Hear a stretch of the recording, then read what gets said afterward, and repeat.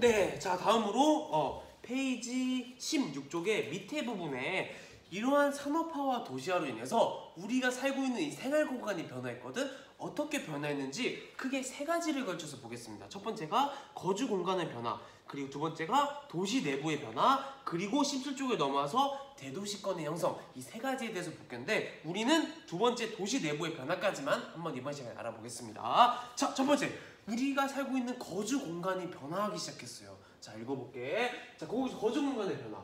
인간의 주된 거주 공간이 촌락에서 도시로 변화했지. 산업화 도시화로 인해서 당연한 거지. 그래서 도시의 인구가 증가했습니다. 오케이? 여기까지는 우리는 아는 내용이에요.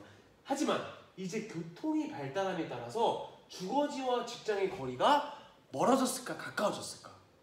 응? 내가 일하는 그 직장이랑 내가 살고 있는 집, 그게 점점 거리가 멀어질까 가까워질까? 멀어지겠죠. 그래서 거리가 멀어진. 자, 예전에 교통이 발달하기 전에는 어디 가기가 힘들어. 그러니까 내가 일하고 있는 공장 옆에 살았어야 됐어. 빨리빨리 출퇴근해야 되니까. 하지만 이제 교통로, 도로가 깔리고 철도가 깔리고 내 자동차가 생기고 기차도 잘 다니고 그렇게 교통이 발달했어. 편리해졌어. 그러면은 굳이 그 쾌쾌 매연나는 그 공장 근처에 살 필요가 없잖아. 그러니까 공장과 더 멀리 떨어진 환경이 좋은 곳에 살아도 되지. 그래서 점점 더 멀어지는 겁니다. 왜? 교통이 편리하니까 아침에 그냥 좀만 기차 타고 빨리 가면 되니까. 알겠습니까? 그래서 교통이 발달하면 주거지와 직장의 거리가 점점 더 멀어집니다. 이러한 또 변화가 생겨요. 내가 살고 있는 그 거주 공간에. 오케이? 점점 더 직장과 멀어진다. 다음, 자, 도시의 내부도 변화해요. 도시 안에 그 내부도 변화하는데 크게 두 가지를 보겠습니다. 일단 첫 번째, 땡땡땡 토지 이용이 발생합니다. 일단 볼게. 자, 도시에 많은 사람과 그리고 많은 기능이 집중해요. 기능이라면은 다양한 기능들이 있는데 그에 대해서 조금만 이따가 살펴볼게. 일단 이렇게 알아두자. 기능이 많이 집중해요. 왜? 집중하기 때문에 그 사람들이 운에 따라서 사람들을 위한 그 각종 기능들이 밀집돼야 되잖아. 백화점이든 물건을 파는 또는 사람들이 사는 그런 집, 그 주거 기능이라는 거든. 그런 기능들이 집중을 해요. 근데 그래서 이렇게 집중하기 때문에 이러한 제한된 공간을 효율적으로 이용하기 위해서 고층 빌딩과 공동주택, 아파트 같은 게 생기기 시작했습니다. 이렇게. 자, 효율적으로 이용해야 되잖아. 그냥 1층만 다 짓고 살아? 그러면은 그 많은 인구와 기능들을 수용할 수 있겠어? 아니지. 그래서 같은 공간을 쓰더라도 이렇게 높은 건물들이 생기기 시작했어요. 효율적으로 이용하기 위해서. 왜? 많은 사람과 기능들이 있기 때문에. 그래서 이러한 토지 이용을 뭐라고 하냐? 바로 토지를 집약적으로 사용한다 해서 집약적 토지 이용이라고 합니다. 자, 토지를 매우 집약적으로 사용하는 거예요. 같은 토지를 고층 건물을 세워가지고 집약적으로 사용하는 겁니다. 같은 제한된 공간을. 오케이? 예전에는 집약적으로 사용하지 않았겠지. 그냥 1층 건물들만 쭉쭉쭉 있었겠지. 하지만 사람들과 기능이 집중해서 이렇게 집약적으로 효율적으로 이용하는 겁니다. 알겠습니까? 네, 좋습니다. 다음. 자, 다음이 좀 중요해요. 자, 다음. 자, 기능 지역의 분화에 대해서 알아볼게요. 자, 도시의 규모가 커지면서 도시 내부는 일단 쓸게.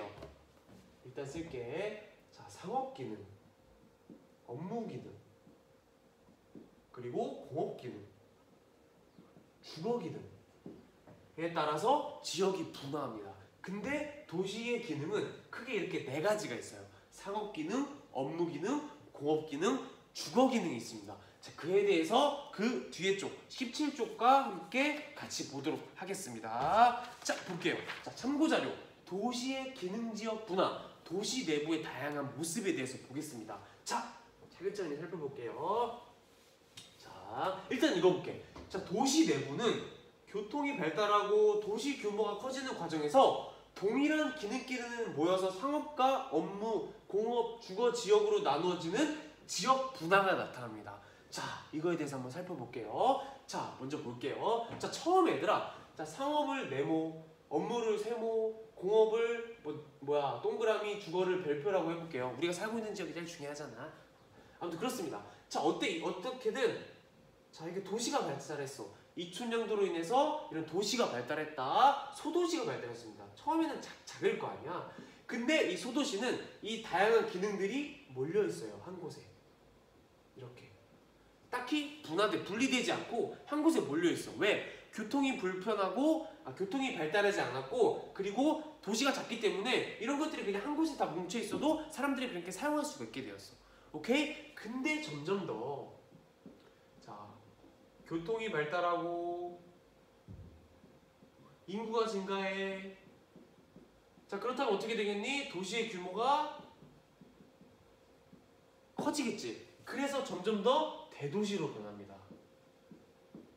오케이? 소도시가 대도시로 변하겠지. 하지만 대도시로 변하면서 이런 기능들이 분화가 된다고요. 오케이? 이런 식으로. 이렇게 분화가 돼요. 점점 도시가 커지면서 분화가 생겨. 어떻게 분화되냐? 상업과 업무 기능은 이 중간에 위치하게 돼요. 오케이? 그리고 공업과 주거 기능은 이 외곽 지역에 이렇게 위치하게 됩니다. 어떠한 이유에 의해서. 이유에 의해서 지역이 분화돼요. 지역이 분화된다는 게 뭐냐? 상업 기능이 주로 있는 지역은 뭐니? 상업 지역이겠지. 주거 기능이 있는 지역은 뭐겠니? 주거 지역이겠지. 그런 지역이 이렇게 분화가 된다고. 어떻게 분화되냐? 이렇게 대도시는 지역 분화가 일어나요. 자, 왜 그러냐? 왜? 이 왜가 중요하겠지. 왜? 바로 일단 쓸게. 자, 접근성과 지대의 차이가 발생하기 때문입니다. 접근성과 지대의 차이. 자, 그에 대해서 살펴보면 얘들아, 일단 쓸게. 자, 여기는 접근성, 그리고 지대. 한번 살펴보겠습니다. 밑에 나오지? 접근성은 뭐야? 다른 장소에서 특정한 장소나 시설로 도달할 수 있는 가능성. 얼마나 잘 접근할 수 있냐. 그게 바로 접근성이에요. 지대. 토지 소유자에게 토지의 사용에 대해서 지급하던 화폐 또는 기타의 대가를 얘기하는데, 자, 얘들아. 자, 이게 무엇일까? 지대가 무엇일까? 바로 임대료를 말해요. 자, 예를 들어서 저기 저 앞에 남메카롱 있지? 그치? 남메카롱 집이 있잖아. 근데 그 남메카롱 집 내가 사장님이라고 쳐. 그러면 그 남메카롱을 열기 위해서 그 건물 그 자리를 빌려야 되잖아. 빌리고 그 돈을 임대료를 누구한테 내니? 한 달에 한 번. 그 건물주한테 내지. 그 건물주한테 내는 그 돈, 그게 바로 지대예요. 알겠니? 근데 대도시로 가면서 이 접근성과 지대가 달라졌기 때문에 지역이 분화된다고. 자, 그게 어떻게 변화하냐? 볼게요. 자, 볼게요. 자, 예전에 소도시일 때는 접근성의 차이가 없어. 각 지역마다. 왜? 좁으니까. 좁으니까 어디든 다 그냥 갈 수가 있어. 근데 점점 도시 규모가 커져. 도시 규모가 커지면은 접근성의 차이가 발생하게 돼요. 자, 문제 한번 내볼게요. 자, 이렇게 큰 도시, 대도시가 생겼다. A라는 지역이 있고 B라는 지역이 있어. 오케이? 자, A라는 지역과 B 지역 중에서 자, 이 공간에서 어디가 더 접근성이 높을까? 어디가 더 도달하기 쉬울까? 쉽게 어디든 바로 A예요. 자, 왜 그럴까? A라는 곳은 중간에 위치했잖아. 어디서든 최단거리로 도달할 수가 있어요. 오케이? 그러니까 접근성이 높아요. 자, B를 볼게. 자, B는 얘들아, 여기서는 굉장히 최단거리지. 근데 여기서는 굉장히 멀지. 접근성이 떨어집니다. 여기서 이 구역에서는. 그렇기 때문에 A가 어디서든 최단거리로 올 수 있기 때문에 이 중간인 A 지점이 접근성이 제일 높은 거예요. 이거 이해가 돼요? 그렇기 때문에 이 중간을 중심으로 A라는 지역이 중간을 중심으로 도로가 깔리기 시작하는 거야. 여기를 중심으로 발전을 하겠지. 철도도 깔리고.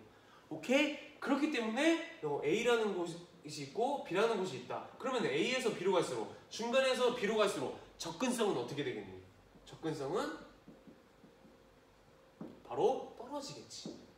오케이? A가 접근성이 더 높고 B가 더 접근성이 낮으니까 접근성은 A에서 B로 갈수록 접근성이 떨어지겠지. 오케이? 자, 근데 접근성이 떨어짐에 따라서 지대는 어떻게 될까? 그 건물의 임대료. 자, 내가 그 음식점을 내기 위해서 건물을 빌린다고 쳐. 건물주한테 임대료를 내면서 빌려. 근데 그때 여러분은 자, 접근성이 높아갖고 사람들이 많이 왔다 갔다 할 수 있는 곳에다가 음식점을 내겠어? 아니면은 접근성이 낮아갖고 사람들이 별로 지나가지 않는 곳에 내겠어? 당연히 내 마카롱을 많이 팔기 위해서는 접근성이 높은 곳에다가 그 가게를 차려야 될 거 아니야? 그래서 접근성이 높은 곳에 차려야 되기 때문에 지대는 어떨까? 임대료는 어떨까? 높겠지, 얘들아. 사람들이 많이 왔다 갔다 하니까 그곳의 건물은 더 비싸겠지. 오케이? 그러니까 지대가 더 높습니다. 그래서 결론. 자, 중심에서 외곽으로 갈수록 접근성은 떨어지지. 그에 따라서 결론이 뭐야? 지대도 떨어진다. 이러한 공간의 접근성과 지대의 차이가 나타난다. 그에 따라서 이렇게 기능이 점점 분화되는 겁니다. 알겠습니까? 자, 그에 대해서 또 자세하게 살펴볼게요. 자, 그래서 이렇게 나타난다고. 그 옆에 여러분 자, 그림 14번을 볼게요. 자, 그림 14번을 보면 얘들아, 우리나라 산업구조 변화라가 되어 있지. 그걸 지우고 지역 분화라고 바꿔주세요. 쌤이 실수했어. 지역 분화를 바꾸세요. 아무튼 그에 대해서 볼 겁니다. 자, 먼저 첫 번째로, 자, 이 가장 가운데 지점, 접근성이 제일 높고 지대가 제일 높지. 자, 여기를 뭐라고 하냐면 얘들아, 일단 도심이라고 해요. 도시의 중심이라 해서. 그래서 이 도심을 볼게. 자, 도시의 중심에 있는 도심은 접근성이 뭐라고? 높아요. 높아 교통이 편리합니다. 오케이? 오케이, 좋습니다. 그래서 도심은 교통이 편리하기 때문에 생각해보자. 상업, 업무, 공업, 주거 기능에서 어떤 기능이 가장 많이 몰려있을까? 사람들이 많이 왔다 갔다 하는 게 제일 중요한 기능. 그게 바로 상업 기능입니다. 그리고 업무 기능이 발달되어 있어. 자, 업무 기능이 뭐냐? 금융, 은행 또는 본사, 대기업, 기업의 본사 이런 것들을, 그러니까 그 안에 사무실에서 일하는 그런 것들을 업무 기능이라고 볼 수가 있거든. 뭐 보험. 근데 어쨌든 은행이든 보험이든 사람들이 많이 왔다 갔다 해야지 그들한테 그런 보험을 뭐 팔고, 그리고 은행 일도 하고 대출도 하고 그렇게 돈을 벌 거 아니야. 그래서 이 업무 기능들도 역시 접근성이 높은 곳이 중요합니다. 그래서 도심, 이 대도시의 중심인 도심은 상업과 업무 기능이 주로 발달합니다. 그래서 행정 및 금융기관 이런 것들이 바로 업무 기능이거든. 그리고 백화점, 상업 기능, 대기업의 본사 이런 것들이 모여 있습니다. 이 두 개는 업무. 그리고 가장 대표적으로 백화점이 상업 기능이에요. 그래서 이런 것들이 모여 있는 곳이 바로 도심이에요. 그래서 도심에는 상업과 업무 기능이 이렇게 주로 몰려 있습니다. 오케이? 근데 도심의 중간이니까 굉장히 그 공간이 협소해요. 그래서 굉장히 집약적으로 이용됩니다. 그래서 고층 건물이 밀집되어 있는 곳이 바로 도심이에요. 왜 고층 건물이 많을까? 자, 지대가 높다며, 접근성이 높기 때문에 지대, 땅값이 비싸다며, 자, 땅값이 비싸니까 최대한 고층 건물을 올려가지고 최대한 그 공간을 활용해갖고 이득을 얻어야겠지. 건물주 입장에서. 그래서 최대한 높이 지으려고 해요. 높이 지어가지고 상가 임대 많이 해가지고 돈 더 많이 벌어야 될 거 아니야. 그래서 그렇게 효율적으로 사용하기 위해서 고층 건물이 밀집되어 있습니다. 여기까지 이해됩니까? 네, 좋습니다. 이게 도심의 특징이에요. 그 다음에 부도심을 볼게요. 자, 부도심은 뭐냐? 일단 이 도심 말고 또 이렇게 도로가 이렇게 막 여러 가지 통과하고 막 지하철도 이렇게 다니고 교통이 굉장히 편리한 곳이 있습니다. 거기에는 바로 뭐가 발달하냐? 부도심이 발달해요. 자, 부도심은 뭐냐? 도심의 기능을 분담하는 곳입니다. 자, 도심의 기능들이 뭐야? 상업, 업무 기능이지. 그게 이 좁은 도시 공간에 도심에 너무 많이 몰린 거야. 너무 많이 몰리면 더 이상 상업과 업무 기능이 오지 못하겠지. 그래서 그런 상업과 업무 기능을 또 다른 곳에 또 어쨌든 입지를 해야 될 거 아니야. 근데 이런 것들은 뭐가 제일 중요하다 했어? 상업과 업무 기능은 교통이 편리해야 된다며. 그래서 도심 근처에 교통이 편리한 곳에 그러한 상업 업무 기능을 분담하는 부도심이 발달되어 있습니다. 그래가지고 교통이 편리한 곳에 도심의 기능을 분담하기 위해서 발달하기 시작했습니다. 왜? 어디에? 도시 주변 근처에. 오케이? 그래서 무슨 기능이 발달한다? 주로 상업 업무 기능이 발달합니다. 그래서 그 도시의 상업 업무 기능은 도심과 부도심이 주로 발달한다. 알겠습니까? 네, 여기까지 이해돼요? 네, 좋습니다. 다음 공업 기능을 볼게요. 자, 공업 기능을 볼 건데, 공업 기능은 뭐겠어? 공장들 생각하면 돼. 뭘 만드는 그런 공장, 넓은 공업단지, 산업단지를 생각하면 되는데, 자, 그런 산업단지는 얘들아 제일 중요한 게 뭘까? 접근성이 중요할까? 사람들이 많이 왔다 갔다 하는 게 중요할까? 아니에요. 넓은 부지가 필요해요. 넓은 부지. 넓은 부지. 자, 얘들아, 공장과 뭐 그런 산업단지를 만들기 위해서는 이렇게 넓은 공간이 필요해. 이렇게 이런 식으로 이런 넓은 공간이 필요하는데 그 땅값 비싼 그 지대가 높은 그 도심에 입지하겠니? 아니지. 도심에서 벗어나서 접근성이 낮아서 지대가 낮은 외곽 지역에 주로 입지를 하겠지. 그래서 공업기능은 도시의 외곽 지역에 위치하며 넓은 부지를 필요로 하기 때문이니까. 오케이? 자, 다시 넓은 부지를 필요로 하기 때문에 도시의 외곽 지역에 주로 위치합니다. 알겠습니까? 오케이. 넘어가서 주거기능 볼게요. 주거기능 뭐겠어? 사람들이 사는 공간을 얘기하겠지. 사람들이 사는 공간을 제공하는 그 기능을 주거기능이라겠지. 그런 주거기능이 모인 곳이 주거지역이겠지. 자, 주거기능은 주로 어디? 역시 도시 외곽 지역에 주로 위치해요. 왜? 그 수많은 대도시의 많은 인구를 수용하기 위해서 대규모의 거주단지, 아파트 단지를 조성해야겠거든.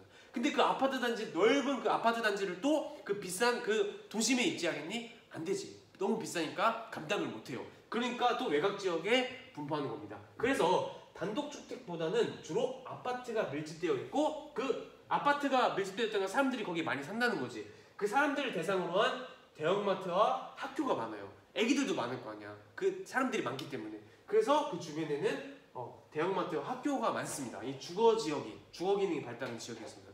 알겠니? 그래서 이 결과 이러한 모습이 나타나는 거예요. 이렇게 중간에는 도심이 나타나고 그 도심 외곽 지역에는 도심을 벗어나서 점점 뭐서 학교, 공장, 공장, 부도심, 주택 이런 주거 기능과 공업 기능이 발달하는 겁니다. 이 외곽 지역에도 마찬가지예요. 외곽 지역과 도심 지역 중간 지역인데 크게 상관없어. 그냥 이렇게만 알아주세요. 도심과 그 나머지는 그냥 외곽 지역. 도심에는 주로 상업 업무 기능, 그 도심의 기능을 분담하는 부도심에는 상업 업무 기능 이렇게 발달을 하고 그 외곽 지역에서는 공장, 주택 등의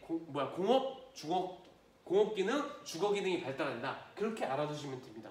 알겠습니까? 자, 그에 대한 사진을 좀 볼게요. 여러분 교과서에 있는 건데 볼게. 자, 이게 서울이에요.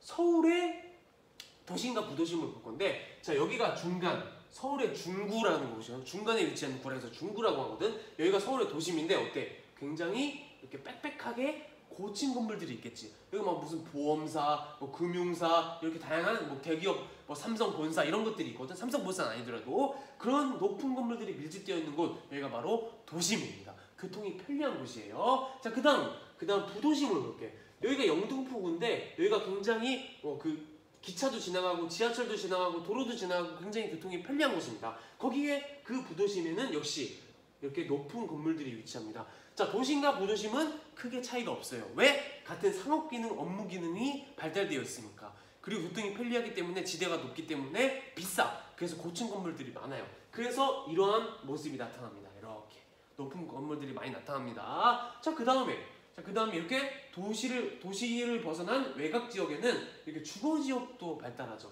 여기가 노원구라는 곳인데 이렇게 엄청나게 대규모의 아파트 단지가 이렇게 건설되어 있습니다. 엄청 넓지. 이게 그 땅값 비싼 도심에 갈 수 있겠어? 아니겠지. 그래서 이렇게 아파트 단지가 분포하는 걸 볼 수가 있습니다. 외곽 지역에. 그 다음에 공업 지역. 자, 여기가 구로구인데 어때? 도시의 중심이랑 좀 먼 곳이지. 구로구는 서울에서 대표적으로 공장이 많은 곳이에요. 이렇게. 예전에는 그 굴뚝 있는 공장들이 많이 발달했는데 최근에는 구로 디지털 단지라 해서 IT 산업 같은 게 많이 발달되었습니다. 그런 것들은 이렇게 아파트처럼 생긴 이런 공장에서 많이 일을 해요. 사람들이. 이런 제조업이 발달했어요. 오케이? 좋습니다. 이런 식으로 공장이에요. 공장들이 발달했다. 구로구 알았으면 좋겠습니다. 자, 오늘은 여기까지 하고 그리고 그림 15번은 서울의 도심과 부도심을 나타낸 거예요. 보면은 도심은 아까 말한 중구 그리고 종로구 그게 바로 도심이라고 볼 수 있고 그 외에 청량리, 잠실, 영등포, 신촌 많이 들어봤지? 여기가 바로 부도심입니다. 그래서 여기 상업기능 여기에 굉장히 막 술집도 많고 노는 것도 많고 많잖아. 그래서 여기가 바로 부도심이에요. 상업기능이 몰려든. 알겠습니까? 네, 좋습니다. 오늘은 여기까지 하고 다음 시간부터 대도시권 형성에 대해서 알아보겠습니다. 자, 오늘 내용이 조금 복잡하고 어려웠을 수도 있어요. 모르는 건 선생님한테 바로바로 질문을 했으면 좋겠습니다. 알겠습니까? 네, 좋습니다. 오늘은 여기까지 하고 다음 시간에 뵙겠습니다. 바이바이.